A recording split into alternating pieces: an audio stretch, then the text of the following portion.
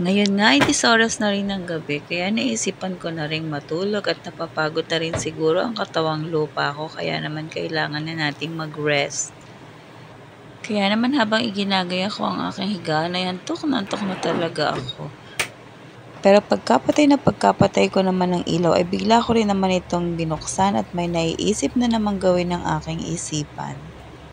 Dali-dali ko ngang kinuha ang aking gamit sa pananahe at tiyak mamaya na naman kasi ay tatamarin na naman ako. So ngayon gusto ko na naman gumawa ng ponytail.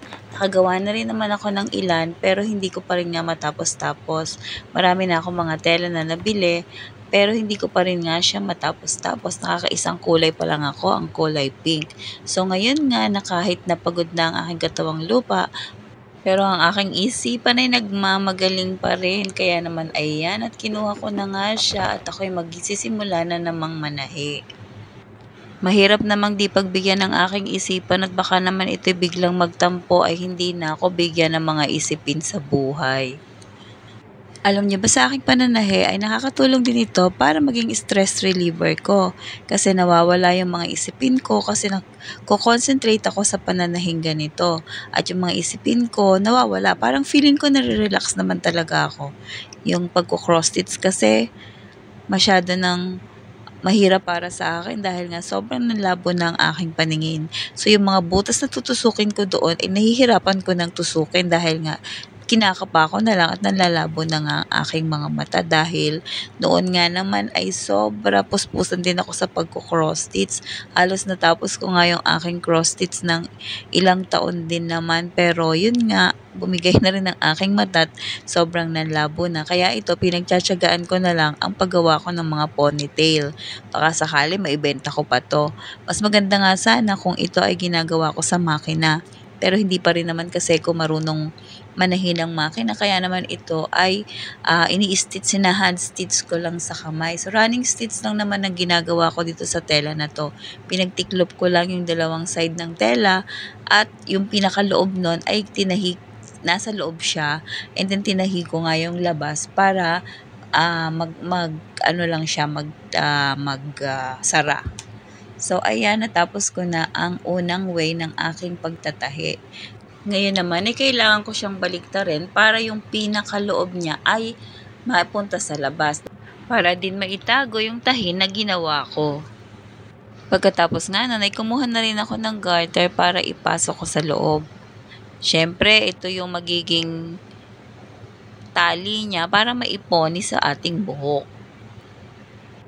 Dahil nga mas maliit ang garter kaysa sa tela, kaya naman kailangan mong meron kang aspili o pardible na nakalagay sa garter para hindi ito dumausdos at mahawakan mo pa yung kabilang side para pagtagpuin dun sa kabila para maitali mo if ever pagkatapos mong maipasok o mailabas na rin sa kabilang butas.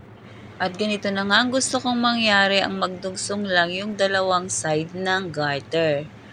Pero pwede ko naman sana itong pagbuhulin pero mas ginusto ko siya talaga na tahiin na lang din para mas matibay siya, hindi siya matatanggal kaagad. So yan, tinatahi ko pa rin siya ng aking karayom at sinulid. Alam mo ba na kung wala kang interes sa paggawa nito, hindi mo to magagawa sa totoo lang. Mahirap tong gawin lalo na't wala kang interes sa paggawa nito. Kaya naman kung ikaw ang sa puso mo ay gusto mo talagang gumawa ng ganito, magagawa mo naman kahit wala kang experience sa paggawa nito. Katulad nito, itong paggawa ko na to, ano lang to, yung kumbaga nakita ko lang na may gumagawa ng ganyan, tiningnan ko lang, sinearch ko lang, paano ba itong ganoin, paano ba itong ikat, paano ba itong pagsugpungin, paano ba itong mag-meet dun sa both sides niya, at paano ito mabubuo na ponytail na. So kung sa mga idea mo pa lang, lalabas na yung kagustuhan mo, syempre, kailangan meron ka ding willingness para gawin yung isang bagay. Dahil nga sabi ko, kung hindi ka rin interesado, walang mangyayaring ganito. So, ayan, tingnan mo, kahit mahirap kasi kailangan mo talaga na mabusisi ka sa paggawa nito sa pagtatahi, hindi naman ganon din kadali. Pero kita mo naman pag natapos mo to ng ilang minuto lang meron ka ng ponytail. Pero alam nyo ba, binibenta ko to. Bili na kayo. Ayan nga't pwede na akong matulog kasi napagbigyan ko na yung isinisigaw ng aking isipan. Pero aaminin ko, satisfied and fulfilled ako. Dahil kahit na mahirap, nagawa ko. Dahil kasi desidido ko yung gawin.